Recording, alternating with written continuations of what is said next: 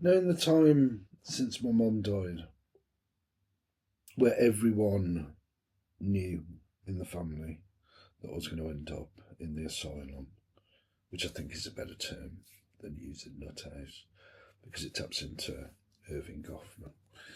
Irving Goffman's work, asylums. They all knew that I was going to end up there.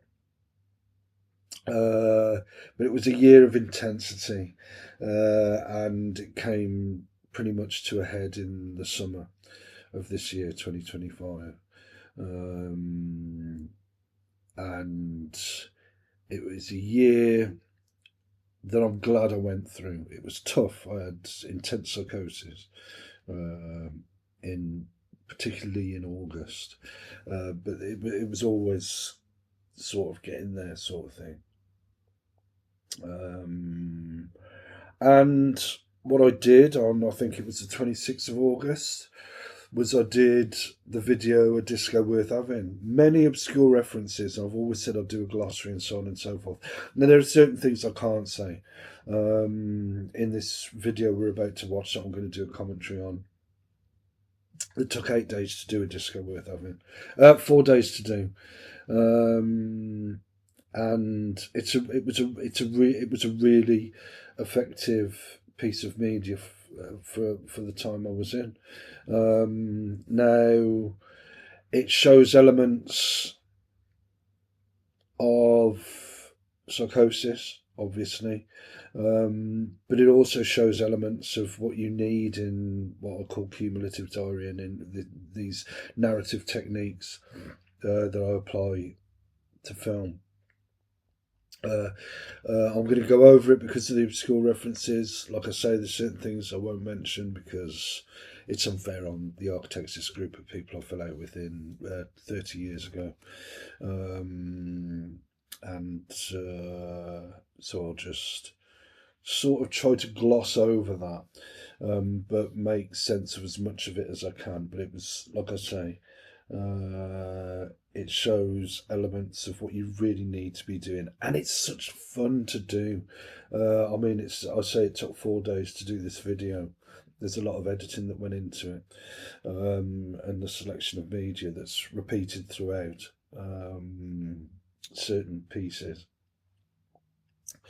But it was so much fun to do, and that's what I hope people will get if they take this up. That instead of having a subservient relationship to their phone where algorithms and so on and so forth tell them what to do, they're in control of their phone. They do what is good for them with their devices. And cumulative diarying is one of those positive things that you can do with your devices. But anyway, let's get to it. So an 8-minute video that took 4 days, and let's start.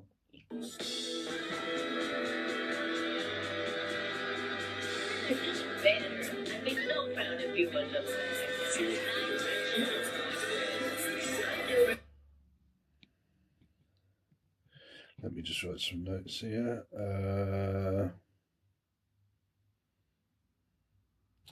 Right. Okay. What you see there, let's just go back to it. You see the Associated TV, Associated Television, ATV, the Midlands in the UK, the central part of England. Its TV network on independent television, ITV. Now, this ident's great. The reason why you've got these colours, they're not the primary colours, are they? The blue, I don't think. They made a great celebration of colour. It must have been so exciting. And they have the lettering in colour down there. Now, to me, there was a difference between me and the architects. These 4 people I fell out with. They spread gossip and they got it wrong, and but I took it to heart for 29 years. On the basis of people saying things that were a load of crap anyway, I acted sort of on the basis of, well, you know, it doesn't matter if it's not wrong, it's the impact it has. But they got it wrong, so who cares? But anyway, their approach on your way of watching colour TV, colour television, colour telly. Their ideas were really black and white. For example, I talked in August about the Tesco Athena Disco. Tesco is a supermarket in the UK, but Athena is a really, and that's really a metaphor for management, for the overarching authority or overall overarching authority.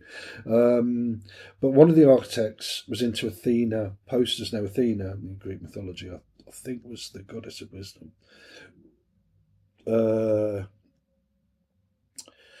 But in the 1980s and early 90s, it was this poster company that did these really, I think that is the term, saccharine, really sickly black and white photos of romantic scenes and so on and so forth, tapping into the youth market. And I thought they were tacky, I thought they were dumbed down, and and I wasn't up for it. And it showed a weakness towards texts. Now, this is something important, and why colour telly as opposed to black and white TV. That approach, that more interesting, that more timeless, if that's possible, approach to thinking and your texts, and an approach to texts where you've got a degree of power in relation to those texts, whether it's over or alongside, but you're not subservient to them and you're not taken in by them. You've got a critical sense, which I thought the architects were lacking, which is why two of them were already heavily into gossip and potentially malicious gossip, but the other two became joined in with that sort of thing. So that's it. It's like, well, see ya, because as soon as I started with that, it was like, don't want to know you. I'll go my own way, thanks, and I was off. And that's summed up by the phrase "on your way." I'm watching colour telly. The audio there. Let's have a quick listen to it again.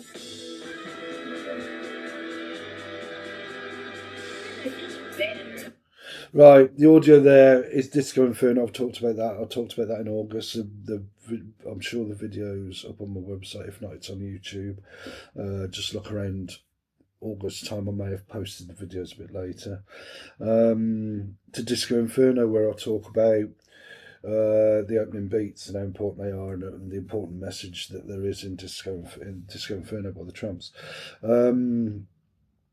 And the woman speaking there is an actor from the film Female Trouble, by John Waters. One of the classics. If you get a chance, at least watch the trailer. It is a classic. It is such a good film. But queers are just better. Using that as a metaphor, taking the sexuality out of it, and using that again as a metaphor. That I suppose, if you are engaged in a critical sense in certain sections of society, you are deviating from the norm, sort of thing. Most people, they just get on with it, and good luck to them, fair play to them. The world's primarily made up of okay people and who are pretty good and get on with it, and so on and so forth. But I like to have a critical sense. No, I don't poo-poo everyone who's like that. I just think it's a better way of doing things, and it works.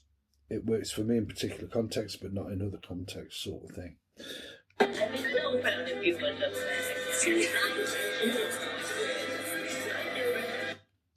Now that mind games, me and the architects, we started playing mind games with one another to start with, before I thought, hang on a sec, I'm out of here, I'm out of there. And bear with me a sec. Again, in the background, the ATV identification sequence, introductory sequence. And me, love, why do you think Kath wanted a big shiny pink cock when she grew up? Amsterdam 2026. Love, it's my not imaginary partner, fiance or whatever, girlfriend. It was this future partner I was going to have in Amsterdam. I had a physical and psychological profile that I was going to go for, and that's during August. I was talking to later on in the sequence, later on in the video. I refer to the passion of my cunt.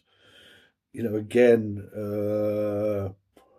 a bit of a raw term, but that's how I was talking back then, and it's playing with language, and it's a literary device, and so on and so forth.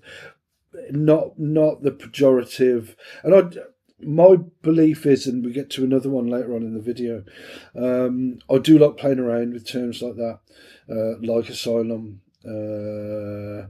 And nuthouse. I prefer Asylum because it taps into Irving Goffman, whose great work on asylums is still relevant to a certain extent today.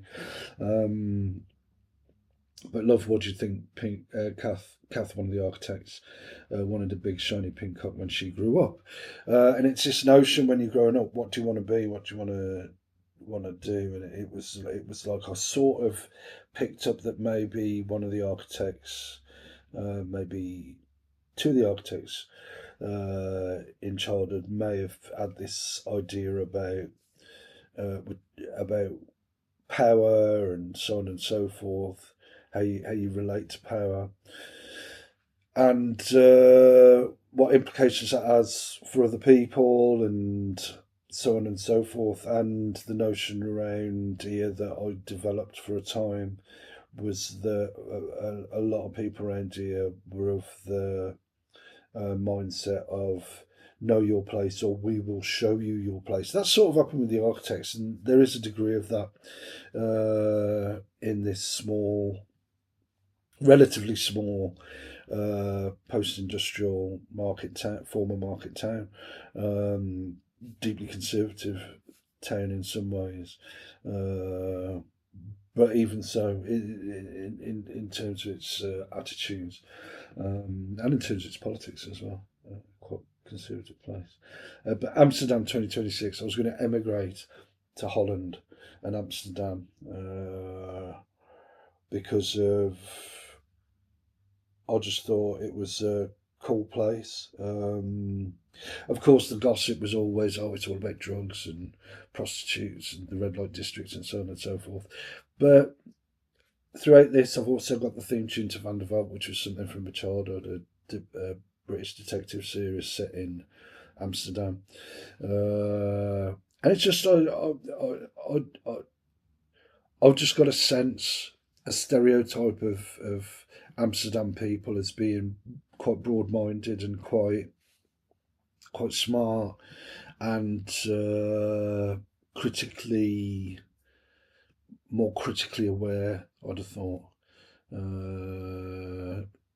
Really, I mean, to give credit where it's due to the people around here, there ain't much use for critical for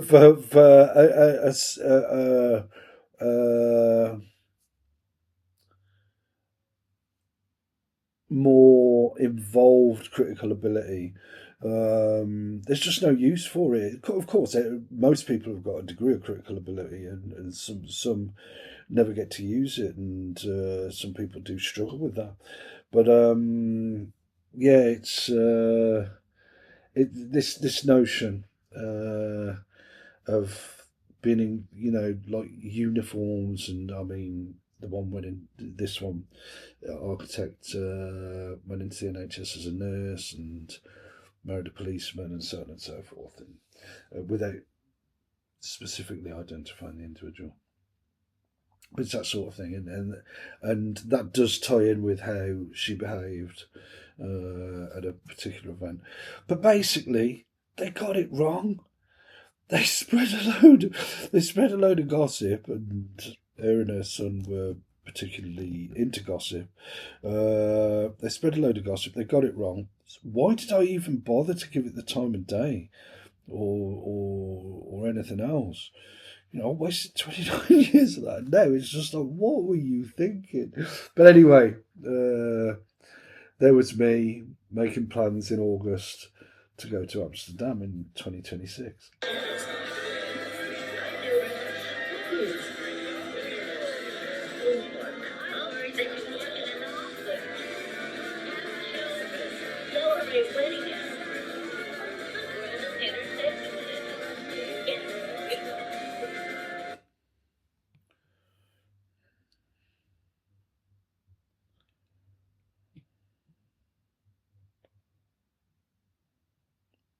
Right there, the world of heterosexuality, that's fire.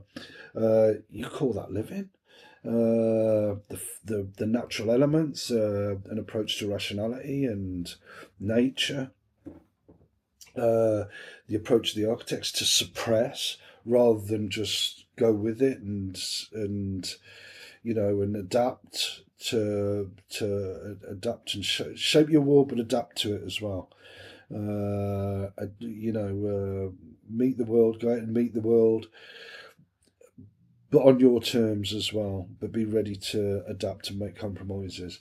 They had this black and white, this is know your place or we will show you your place sort of thing. And that's sort of what the character on Ida in Female Trouble says to me. It's not about sexuality. It's about this dichotomy between the Tesco Athena disco, these really dumbed down. That sort of makes people susceptible to the intense gossip. We all talk about stuff. We all talk about people, but not in such negative ways. Like a couple of the architects did.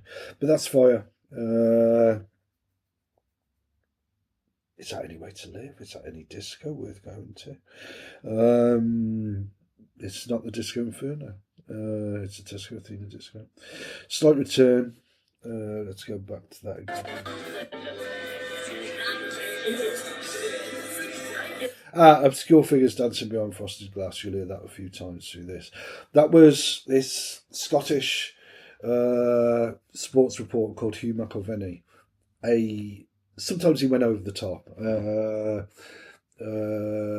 but when he was hot, he was hot, and he did this in must have been the 70s, and I got it from the library.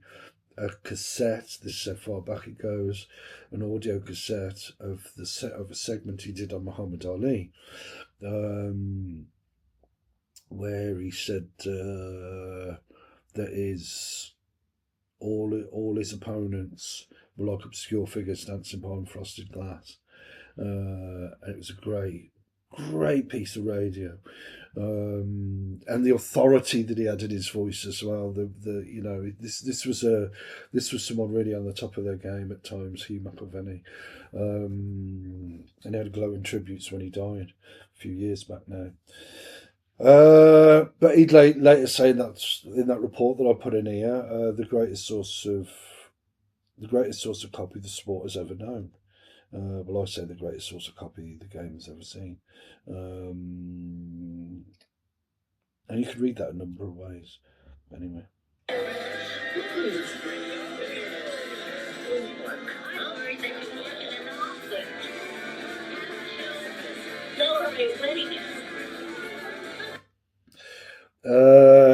Slight return by the Blue Tones. You don't have to have the solution. I forget what the other bit is, and don't be hoping for a miracle. And then it goes on, all this will fade away. You know, it's like, just get on with it. The architects just couldn't let go. And my natural proclivity, or whatever, my natural tendency, was to just say, this is shit, move on and leave it. But that wasn't the social environment at the time. Now back to Aunt Ida.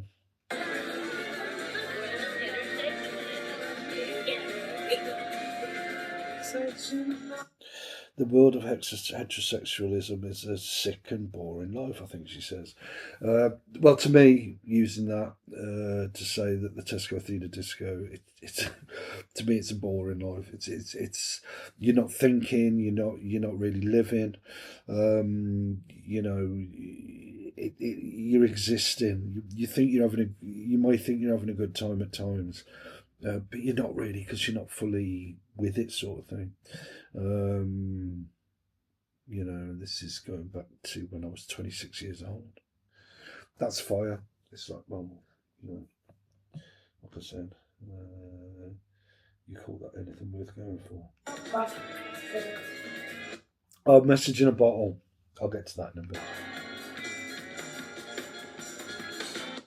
The theme to Van der Valk.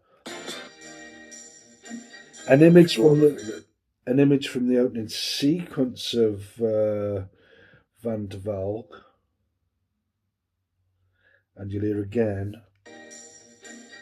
Explore the figures dancing behind frosted glass.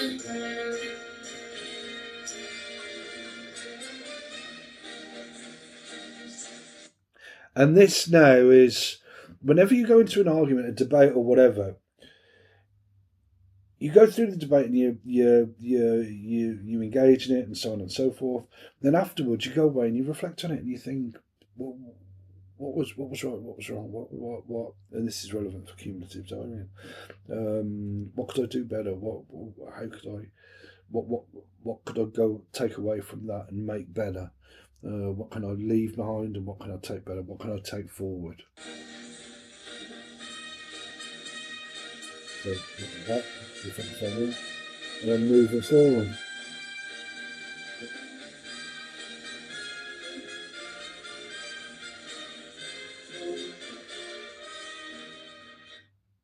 You'll notice the pauses in this. This is not TV. This is not Hollywood. This is not YouTube, conventional YouTube, even though it's posted on YouTube. This is, you know, separate from that. It's a really considered. Someone said it was well edited. That's all they really did so about it, because it's so obscure. But it's a really considered piece of material, despite the fact that I was in psychosis at the time.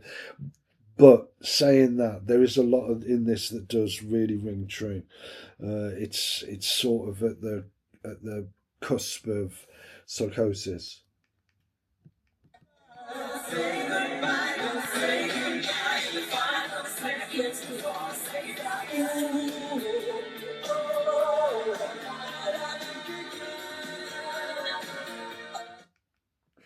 Now that, don't say goodbye in the final seconds, who's going to save you? And then it's alive and kicking. Now, to me, in this text, in this video, that means you've sort of got this anxiety-ridden approach. Maybe that was I think that was still during the Cold War that Simple Minds Alive and Kicking was released, where there was this fear of nuclear weaponry and so on and so forth. There was this deep-rooted fear, and it was around the time that AIDS was incurable. And I think AIDS had come on the scene by then. I'm pretty sure it had. But anyway, the nuclear thing was really quite significant. And it's that anxiety, and then it's that anxiety that the architects tried to give me as well. This is the mind games type of stuff that went on. And then you just see it for what it is. Well, that's a load of crap, and you just alive and kicking. You just get on with it. Conventionality, real life, whatever, whatever that happens to be.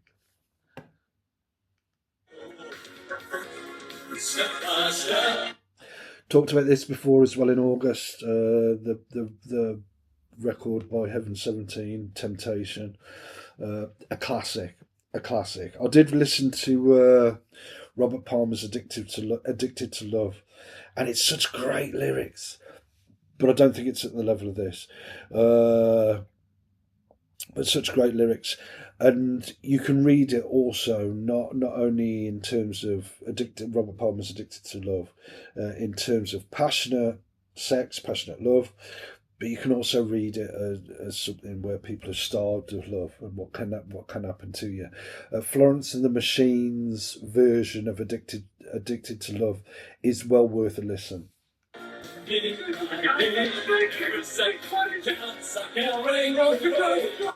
Again, a clip of from Female Trouble, and it is eerily reminiscent of one of the architects. That's what one of the architects. That's quite similar to what one of the architects, the one who wanted a big pink shiny cock when she grew up. That's what she actually looked a little bit like that, and that reminds me of her son. And they were sort of in cahoots with each other. And in the background, you've also got from the film Dirty Harry, the desperate plea of Scorpio, the psychopath in the film, who I've talked about elsewhere, where you can read that as a message of desperation. Don't make the mistakes I've made. Embrace nature. Don't be.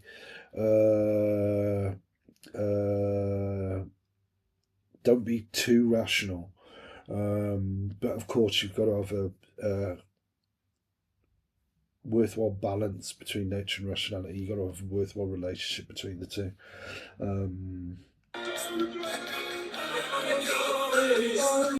Row, row, row your boat gently down the stream. Merrily, merrily, merrily, merrily, life is but a dream. The nursery rhyme he reads out in it, Scorpio.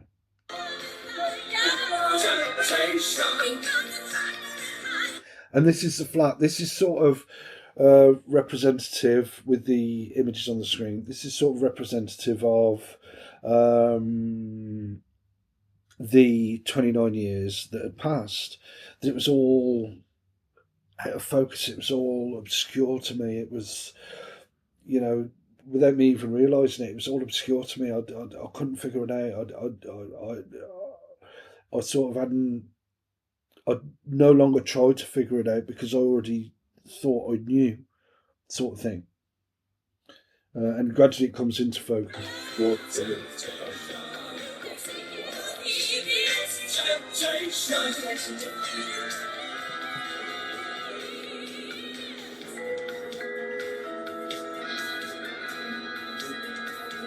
And you see there the little sequence that comes at the end of Disco Worth Having.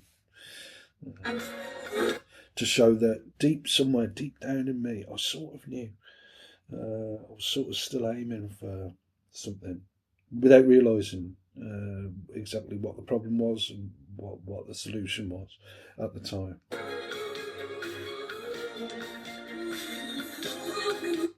Now again, this is that use of a pejorative term, spastics. Spastics coming out to play. Refers literally to an old term that used to be used for disabled people, a certain segment of the disabled population. But now, me and my friends still use it to refer to people we joke about. It hasn't really got that. We wouldn't even dream of using that term in the literal sense, sort of thing. But spastics coming out to play. Now, that was me deep in psychosis, thinking that everything that was going on was a bunch of people stuck in the Tesco Athena disco, which to a degree many people are, because they lack the critical ability to a certain extent. Because the education system prepares us tends to prepare us ultimately and in so many subtle ways for the workplace rather than for life. It should be prepare. They try to prepare you for life, but it's sort of the main drive is for the workplace, and so on. But it should be for life. And if that were the case, I'm pretty convinced that critical ability would be greater than what it is. Even though I don't know that much about the earlier education system these days. Things may have changed with the internet, with social media, and with artificial intelligence. Oh, another thing. These boxes, I didn't have anyone in the flat for about 11 months, apart from workmen and women. And these boxes really made the place feel occupied. They actually served a double purpose. I love scrawling on them and just having them there. It just felt like the place was occupied. Step by step and day by day, every second counts. Brilliant lyrics, a brilliant depiction of a relationship. There's some boxes.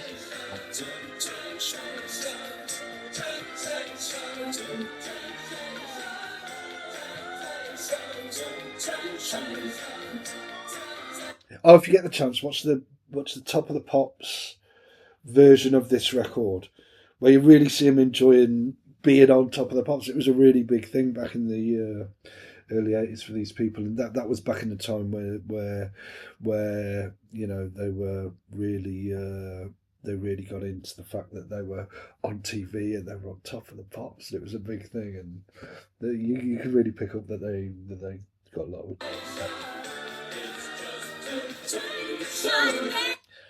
It's just temptation trying to find it. This great relationship that's depicted in that record.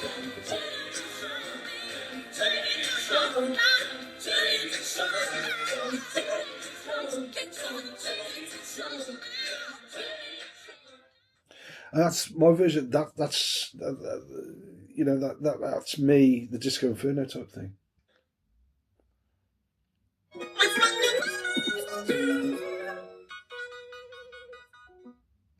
And that's again spastics in plastic, like Hollywood, like celluloid. This performance that we all do anyway. You got to perform in society, else you'd be dead the asylum pretty damn quick as well. But this Athena, that's based on the Athena disco, the Tesco Athena disco, this bullshit authority, this bullshit advertising poster company, really dumbed down, really simplistic, really doesn't do anyone any favours. And there they are, just looking out there while I'm in the Disco Inferno sort of thing, even though I was pretty deep in psychosis.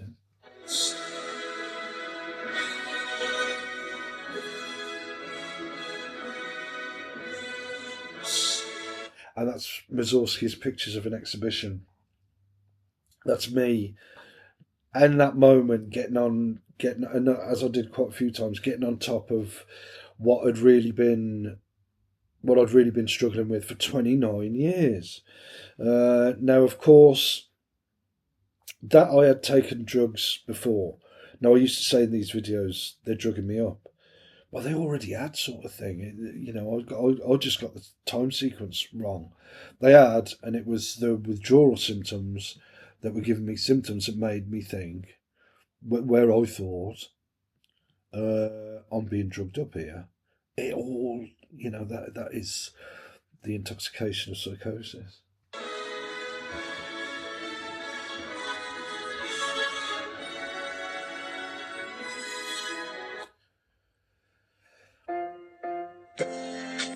This is the opening theme to the film critic Barry Norman's, who'd worked in newspapers, Barry Norman's film series. It was like film 78, film 79, film 80, and it would each year the year would change.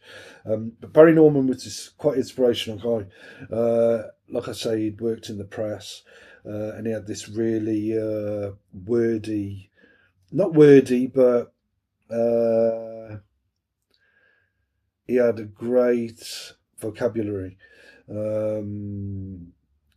Taste in films and what turned him on wasn't necessarily the same as what I'm into. But he just had a great way of explaining stuff. He was a pretty cool guy, pretty nice guy.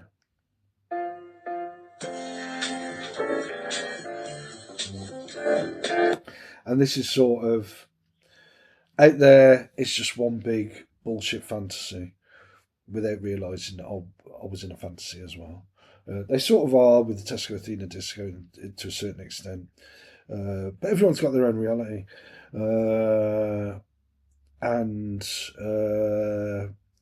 despite the fact that I was stuck in psychosis, I was heading towards the Disco Inferno, flying into the sun, flying into the heart of the matter, where you are going to crash and burn. You need to be ready for it to a certain extent, and that's why cumulative diarying needs to take time. You need to be patient and really take it easy. It's not this grit onto the handrails and really go for it with throughout the duration of it. There's times where you do.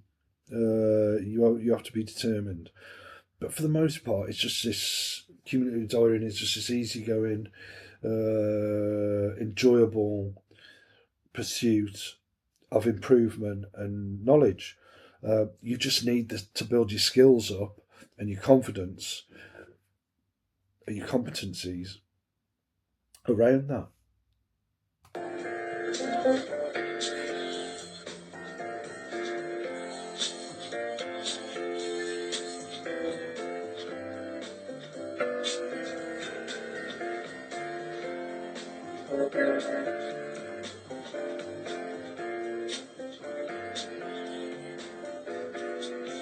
Put loud that music and now cut to back to conventional life, back to being an emergency vehicle, a police vehicle, where I'm an off-duty policeman here, getting back into conventionality, just the normal everyday kitchen stuff. And this is about Van de Valk then. So just condiments, a normal kitchen scene, just taking the sting out of the psychosis. It's sort of coaching myself, sort of showing myself the way, sort of thing.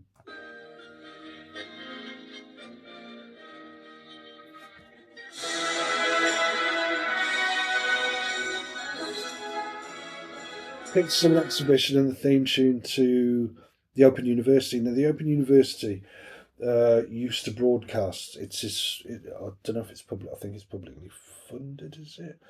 It'd be funded. I'd guess it'd be funded by students now as well, with tuition fees. But they used to broadcast the Open University. Stuart Hall, the cultural theorist guy, eventually worked for the Open University. It was this one, and even Margaret Thatcher wouldn't abolish the Open University because she thought it was a way for people to get ahead, which was a positive thing, even though her idea of getting ahead wasn't my idea of getting ahead, sort of thing. And the Open University used to show academic content on the BBC, British Broadcasting Corporation, as it was then. And I'd watch some of them. Most of them I wouldn't be interested in, but I'd watch the sociology ones. By, amazingly enough, especially when you consider that I went to the Department of Contemporary Cultural Studies in the 90s, Stuart Hall, the prominent cultural studies scholar.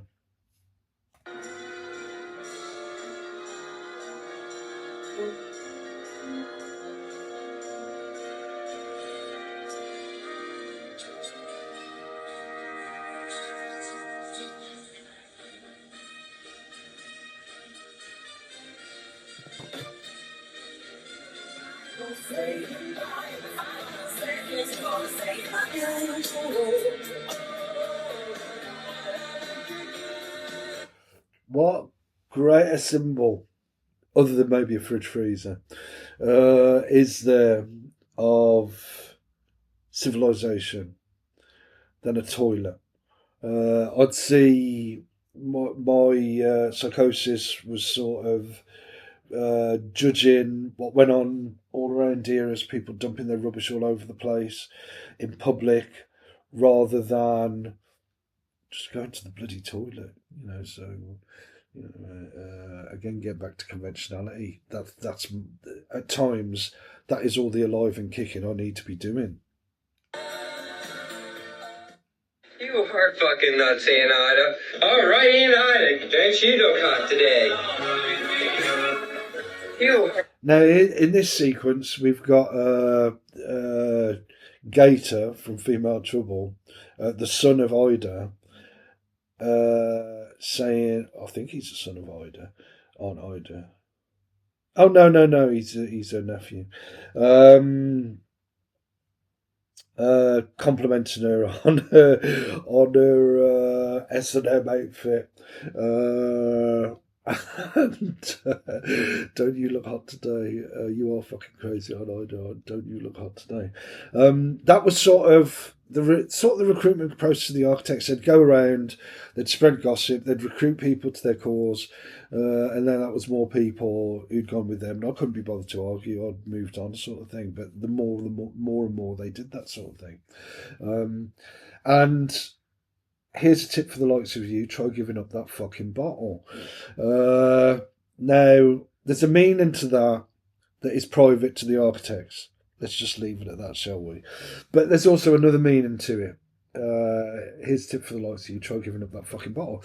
The bottle of the Athena disco, like the American dream, the dumbed down, the superficial, the lack of any nous, any worthwhile critical ability, any critical ability that will really get you places rather than the really substantial stuff. But try giving up that fucking bottle. There is a double meaning there, but really, I can't go there. Fucking nuts, all right. The music there, the Beatles, All You Needed Is Love. Not accurate, obviously. You do need love. That's one of the messages that I took from Florence and the Machines. Addicted to love. What can happen when you're starved of that? It's just an interesting reason of it.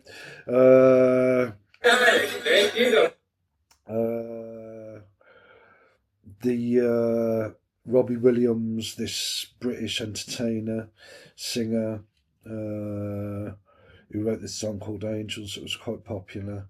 Again, another soppy Athena disco type record, the lyrics of which really fall flat, even as a pop music record, but it was popular, and quite a few people rated it. You are fucking nuts, Ida. All right, Ida, don't you look hot today? You are fucking nuts, Ida. All right, Ida, don't you look hot today? You are fucking nuts, Ida. All right, Ida, don't you look hot today? Again, speeding it up, slowing it down, so on and so forth, to just sort of characterise the argument in a particular way, and just say, no, it's a load of rubbish. Love isn't all what you need. Angels, maybe Robbie Williams' Angels, may be suited to people who aren't that bright and lovesick teenagers. But it's not at the level of Heaven 17's Temptation.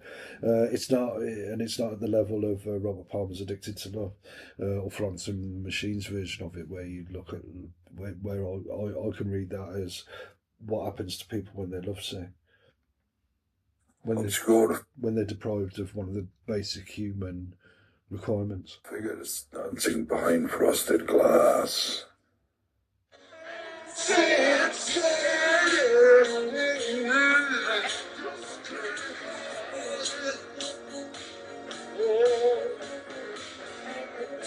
That's me just in the flat thinking, it's just not impressive, is it? The Tesco Athena disco.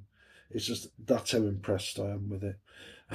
It's just like shit, basically.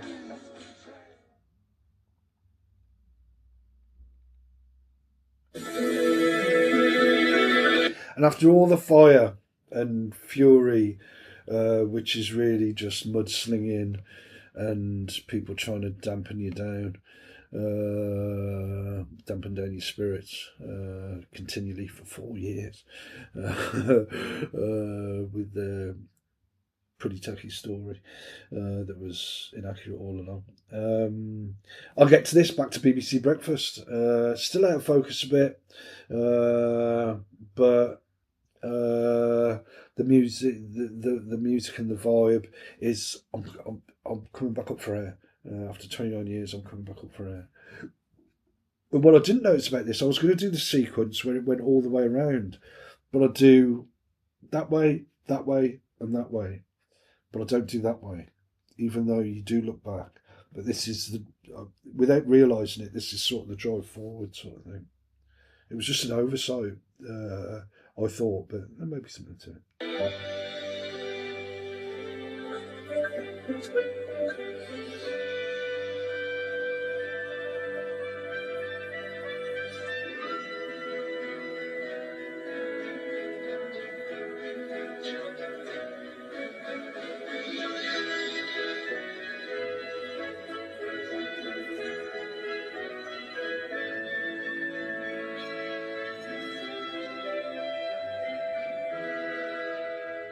Passion of mine.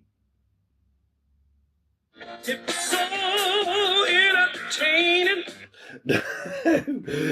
Looking back, how entertaining it was, and in certain ways, and taking the piss out of that as well.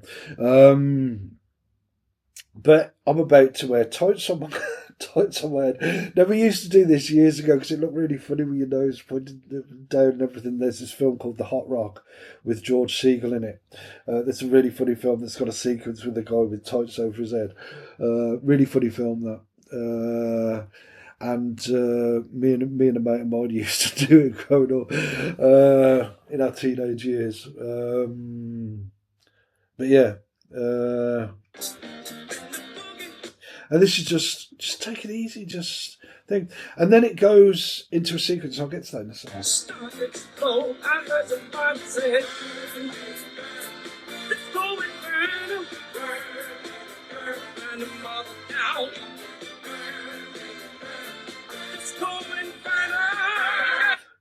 One of the psychiatrists at the asylum said, "Do you think it's normal to go to film yourself wearing ties on your head?"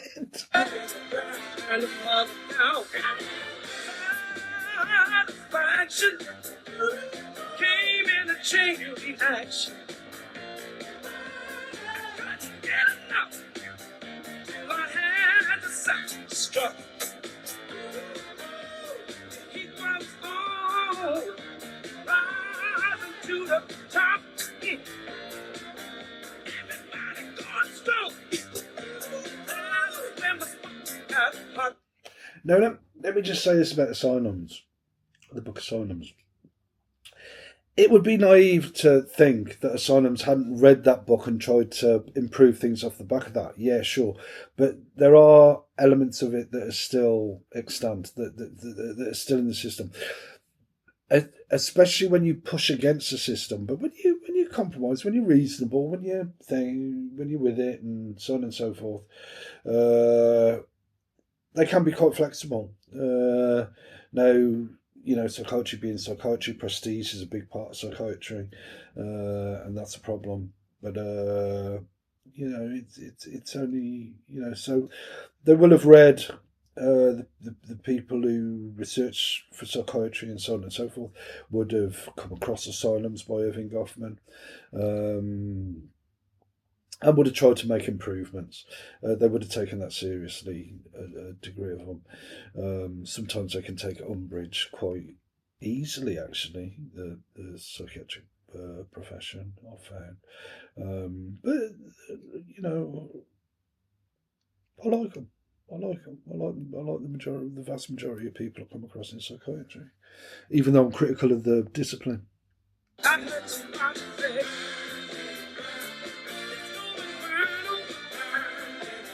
Now, this is after coming out, sort of, there's quite a few things going on here. It's sort of going back to the womb and this spiritual sense that I developed during those 29 years.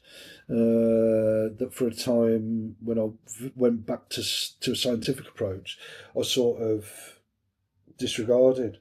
But this sense of not only going back to him, going back where you started, but going forward to where you should be, where you want to go, where who you always were, who you always were meant to be. The combination of the both, not just one or the other, but the combination, and that gives you the breadth of stuff and the influences to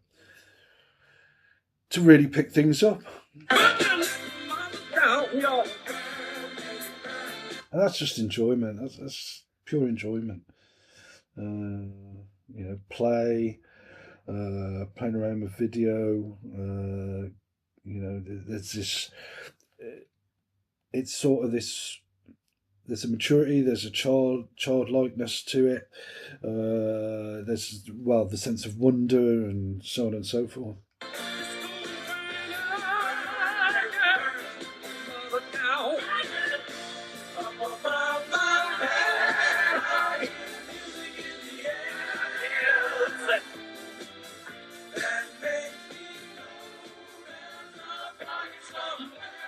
Score a figure that's dancing behind frosted glass.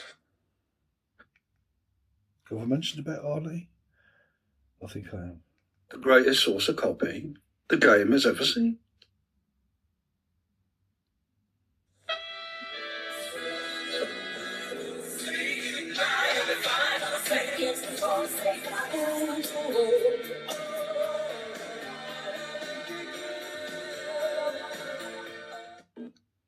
And that is sort of my 8-minute video that took 4 days to do. It's sort of a manifesto for how to do things that I've talked about before. So if you're interested in that, I think the videos are To Wit To Woo, Thought and Entertainment, and another one around that time. I did 3 videos in the space of a day or 2 days. Quite long videos as well, but I do say some interesting things in them. Let me go back to the alley thing to tie things up, just in case I didn't mention it, because it is important. Now, the alley thing is Hugh McIlvenney. I hope I'm not repeating this.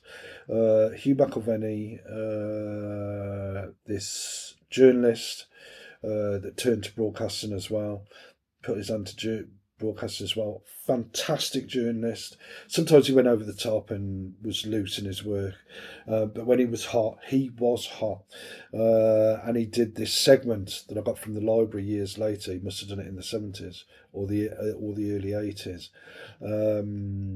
about Muhammad Ali's pending end of Muhammad Ali's boxing career. The tragedy for Muhammad Ali is he had to destroy himself to get away from boxing. He couldn't do it any other way.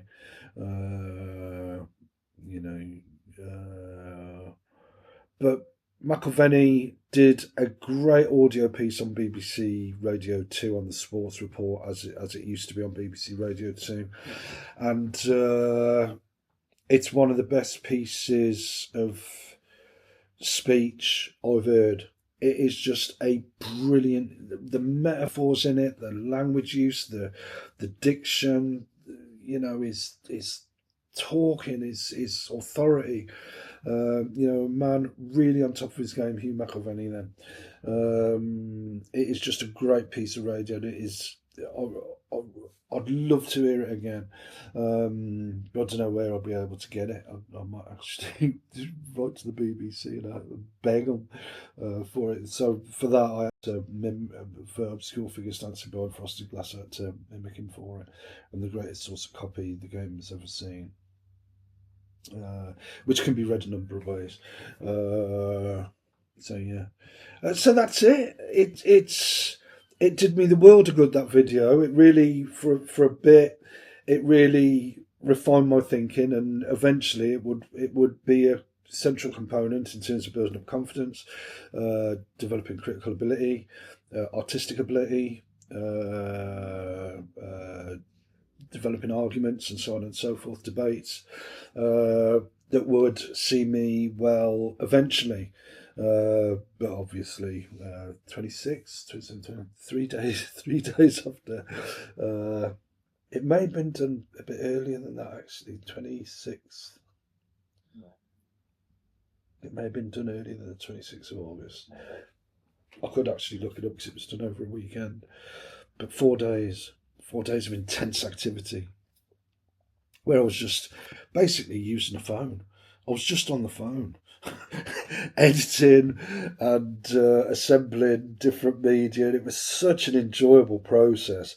And if anything, that's what I hope eventually more people could get the skills to do. It is a really enjoyable experience. Sometimes it's tough, don't get me wrong, sometimes it is tough, but like I say, cumulative diarying is an enjoyable process. It's worthwhile eventually, and you get a sense of enjoyment, a sense of satisfaction, a sense of pride if you craft it. And that was what I did there. Now, I've talked about it at length. If you've reached it to the end of this video, well done. This video is, it's only 12 minutes long. That's not too bad, I think, judging from this camera. But yeah, that's that. So 4 days, 8 minutes. It stood me in good stead. Oh, I forgot to mention, and now, of course, the sequence in its entirety.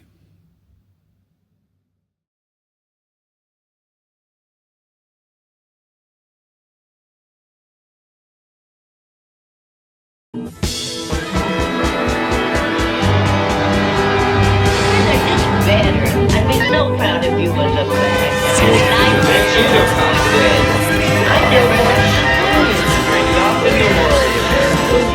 I'm worried that you're working in the office.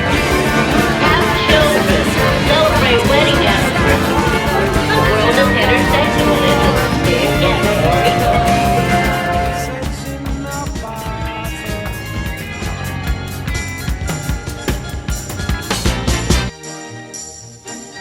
Obscure figures dancing behind frosted glass.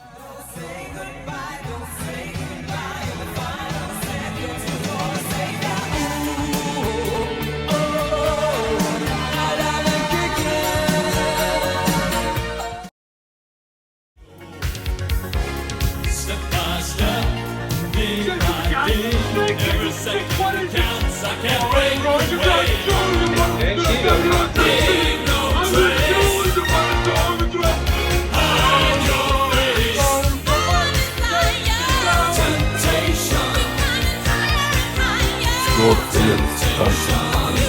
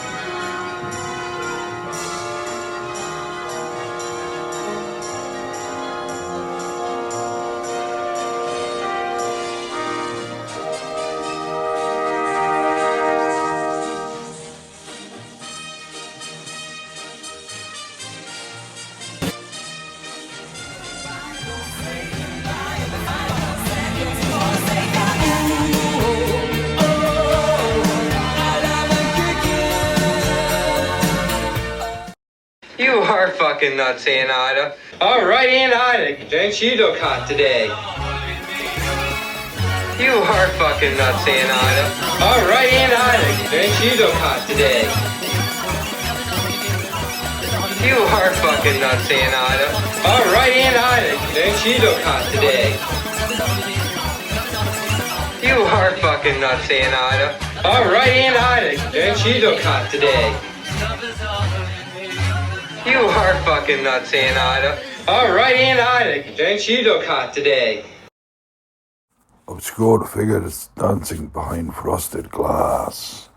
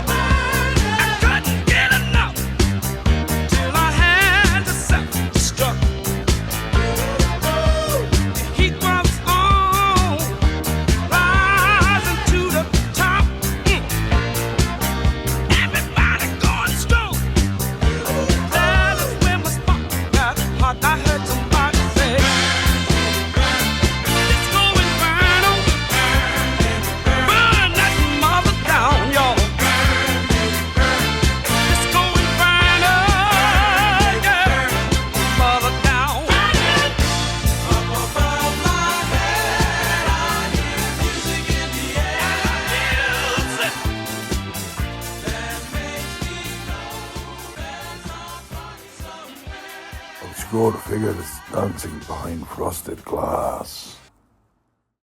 The greatest source of copy the game has ever seen.